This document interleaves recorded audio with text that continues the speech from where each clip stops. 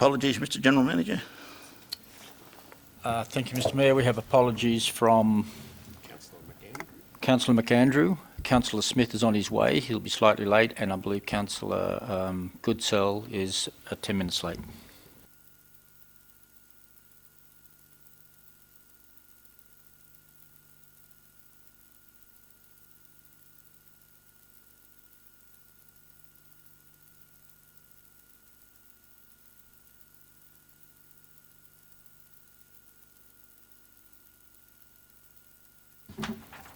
Held when?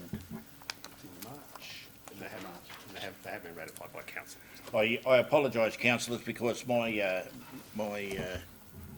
iPad at the moment is just being attended to down there, so I'm sharing with the General Manager at the moment. So They've been ratified by council. So, So they have been ratified by council, yes. Okay, staff reports.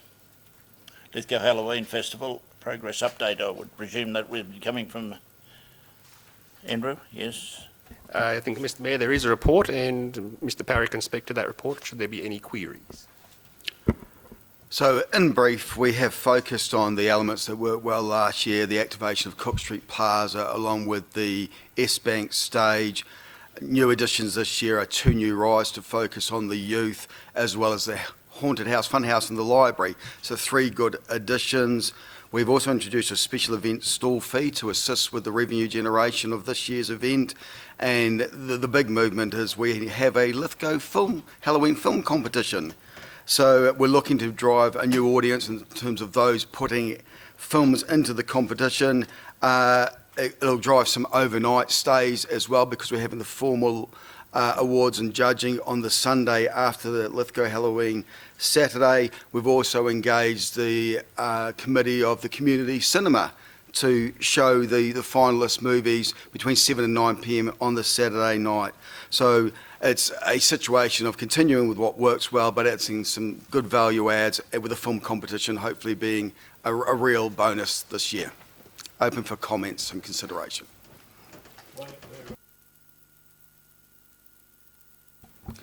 At this stage, we have sponsorship of $12,500 from the private sector, Centennial Coal and Energy Australia, $10,000 and $2,500 respectively, and our forecast is that with the extra rides, the increased stall fees, we are hoping to hit the $40,000 projected revenue for this year's event.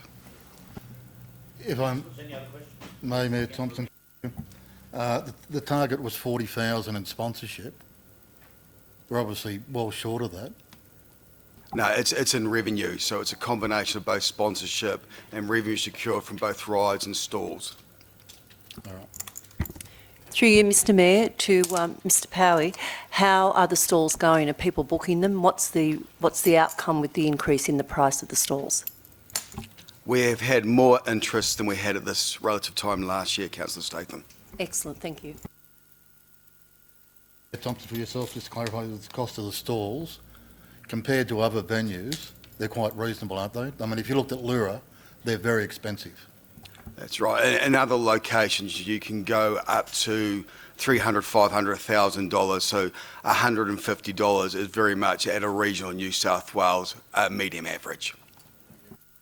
Councillors, because this is a discussion about an event or about events, if I could get somebody to move from the floor that we go into committee of the whole. So thank you.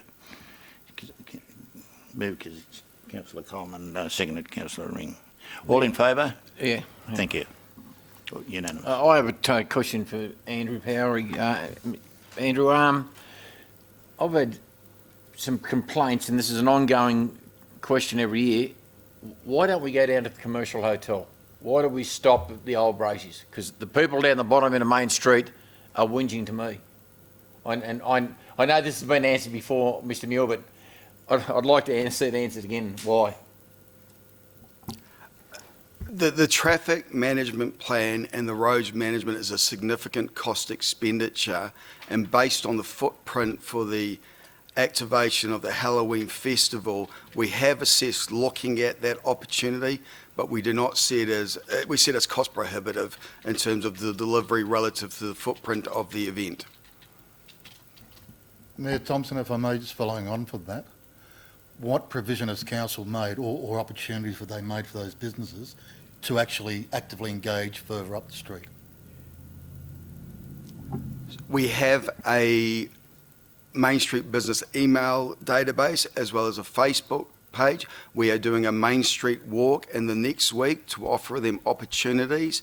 We pass on the insight that given the strong nature of attendance across the full 7 hours of the event, there is a lot of overflow into the bottom part of the street. If you look at some of the eateries like Pizza and the Subway as two examples, there is significant usage and patronage in the bottom part of that street, and we pass that information on. If I may again, that's fine, I accept that, but have they been offered the opportunity to bring or have stalls further up to provide food? Yes. Mr Power, in the event that next year you could gain more sponsorship, apart from the fact that you're going to increase perhaps the stalls that are going to be available, how much would it cost approximately in future years for the continuation of Main Street to be involved in the total Halloween festival? Somewhere in the vicinity of $10,000 to $12,000. That's not very much money. I think that in the event that we can get $40,000 in sponsorship, without any doubt next year, I think that we should be able to accommodate those stalls, the shops down the bottom end of that street. It's not like it's $40,000. $10,000 is the minimal amount to pay. Not this year, we're satisfied with what's happened this year, but I think in future years, for $10,000 to $15,000, it's not very much sponsorship. It's 3 or 4 sponsors at $3,000 or $4,000 each. Mayor Thompson, if I may, I do concur with Councillor Statham. It's not a lot of money. If we did go down and extend it, what's it going to cost to actually fill that space? It's no point having it down and then having a massive empty space. What are we looking at? Again, we would have to work on a per metre cost approximation, but it may well be that we actually have to spend more money to create more activation of that bottom end of the street as well. So it's a holistic conversation we would have to look at. I agree, $10,000, if we can manage the external funding, it's definitely worth considering. But remember, the council spend on this is $80,000, so $10,000 of $80,000 is well over 10%. So it's a significant amount that we would have to assess going forward.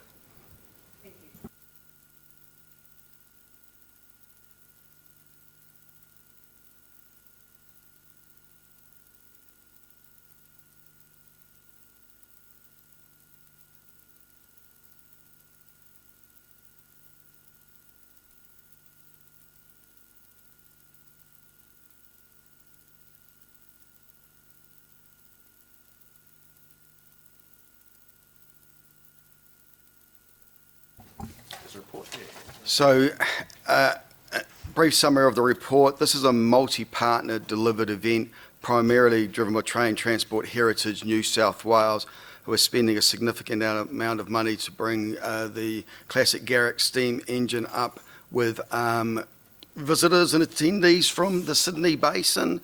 They are taking the lead role in terms of the formalities, the inviting of all the key notable people, and also marketing of bringing that train up.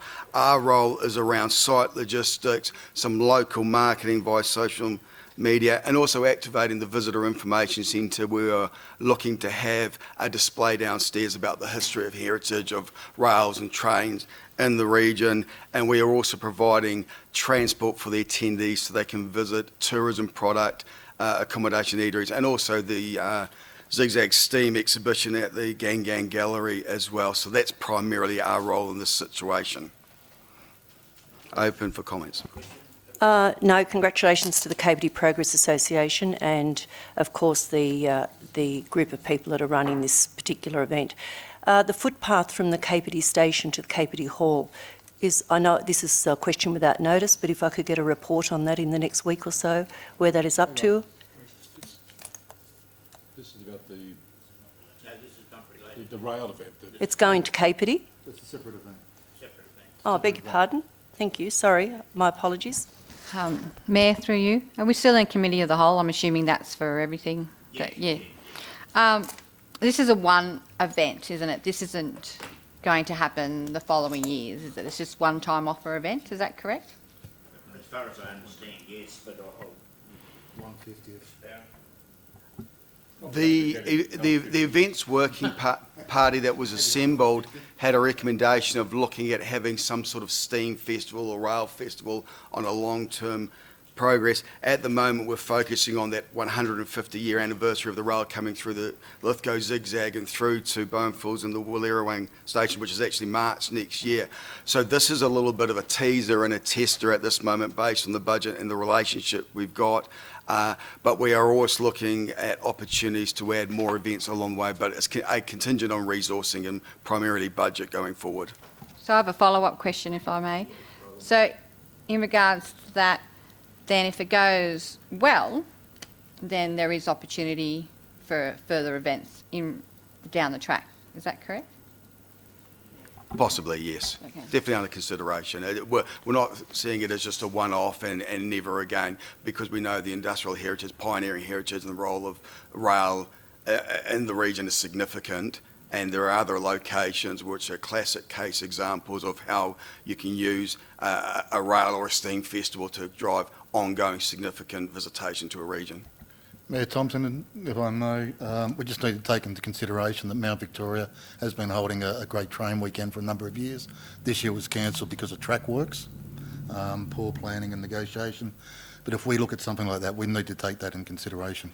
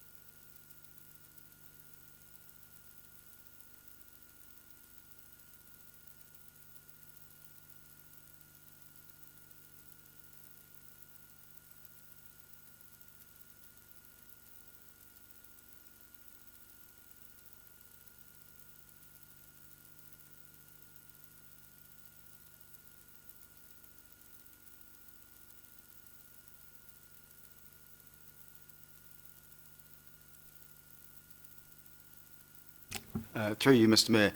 Yes, Councillor, there are multiple conversations that are ongoing along the way. I have sat down with both President and Secretary of the Wallerang Lithgow Progress Association, and we're working through those issues, but we have approached them about there is a period of time when the Garrett goes and turns around and is placed, so we're talking about some sort of Main Street activation and viewing in some way, shape or form. So those conversations are still ongoing.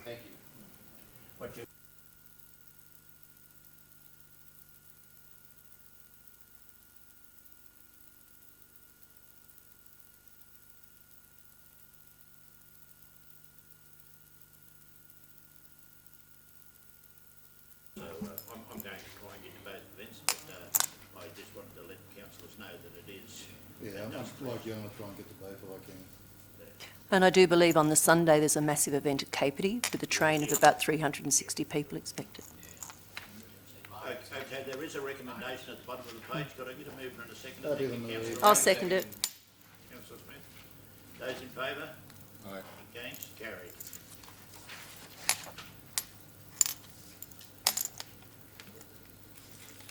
Okay, Lithgow Regional Marketing Cooperative. Once again, Mr. Farrell. Thank you, Mr Mayor.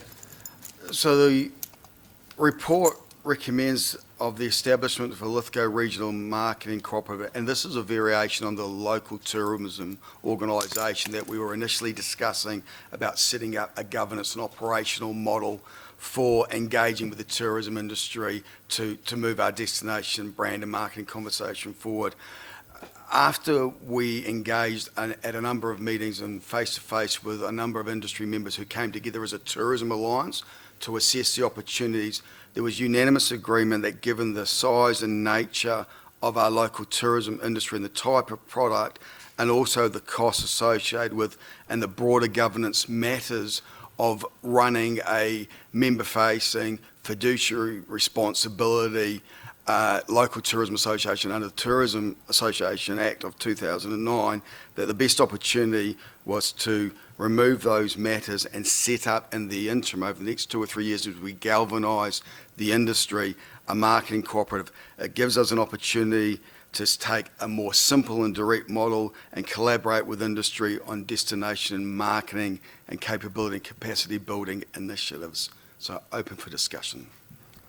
No, Mayor Thompson, there are no terms of reference that I can find associated with this, and it's asking us to endorse it without them there. I'd rather see the terms of reference before endorsing it, so I fully understand the functioning of this cooperative, the financial risk and reputational risk to council.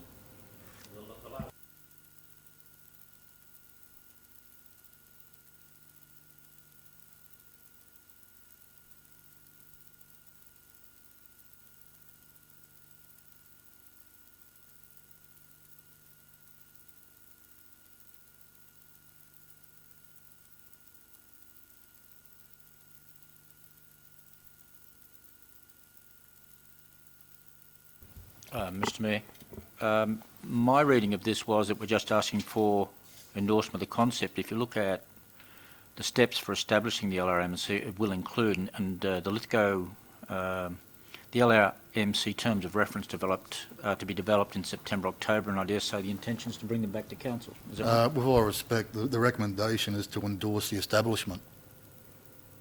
So it's a bit at odds at the stages.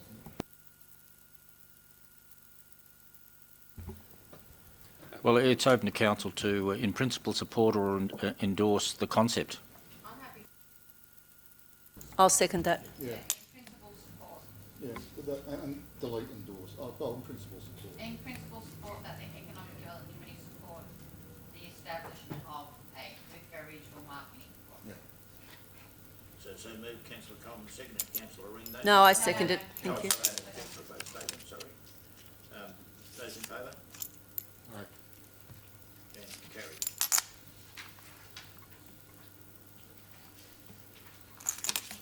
We move to 5.4, Hub Proposal Development, WSU, Mort Street Campus. I'll move this for the purpose of debate after our information session on Monday evening. A lot of that is now Well, being... I'm quite happy to Happy to do that.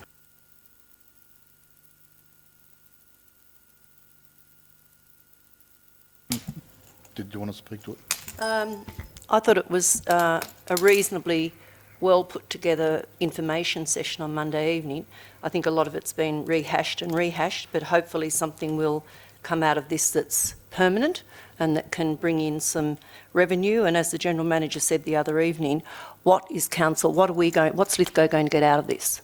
It's all right to say they're going to have a tenant come in there that's perhaps Link, but they're getting money out of that. What are we going to get out as a council having this major establishment down there on the corner?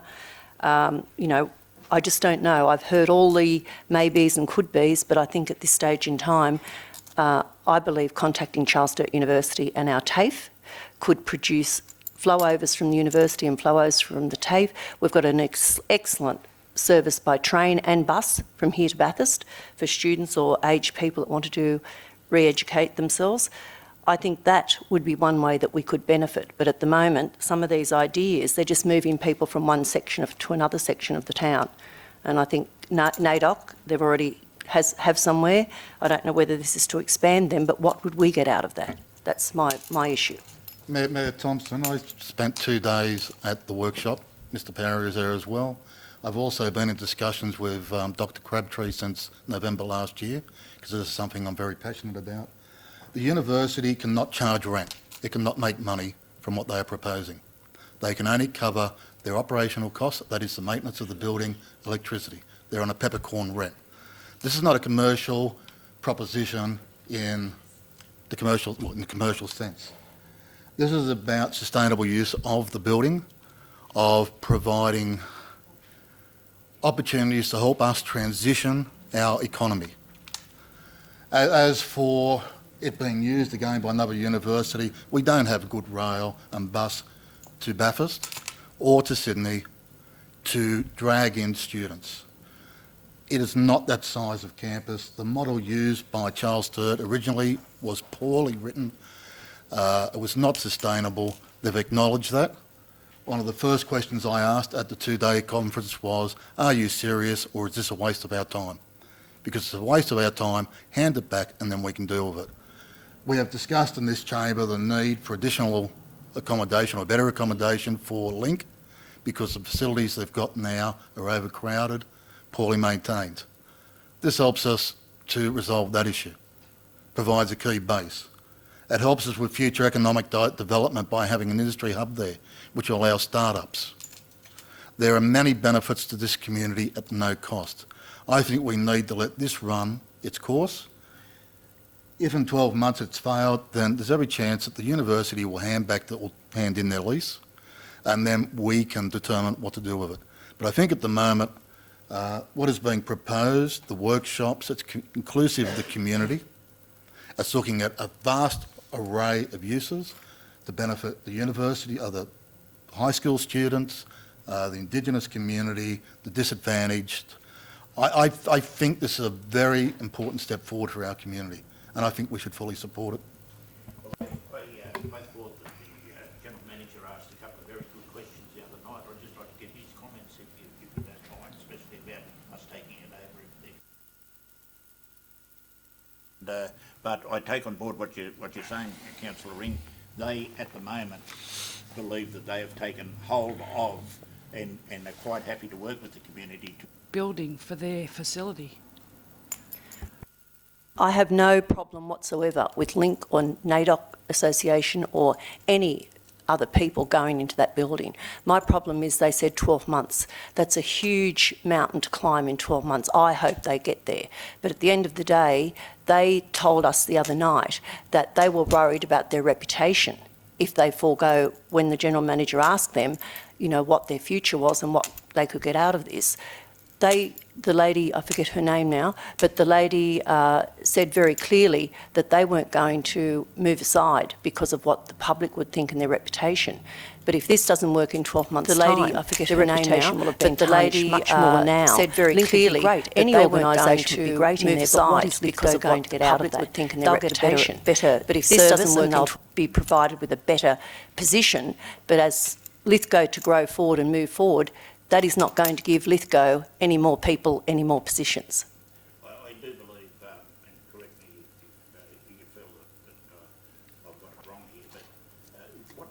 of the new workshops? I'm just not... 30th October, Yeah. November, I think the last one And is I around the think 4th if we get December. a report back straight after those workshops, we'll have a lot better idea, Councillor Statham. Yep. You know, of Yes. how far we've progressed, what we did. You know what I mean? I just asked a couple of comments from the GM. Thank you, Mr Mayor. Yes, there were two things that came out of that meeting for the administration. The first was that where we understood that the university was going to review whether or not it would provide teaching services over the next 12 months, that's no longer on the table. They've decided against that. And the second was, it was offered by Professor Crabtree that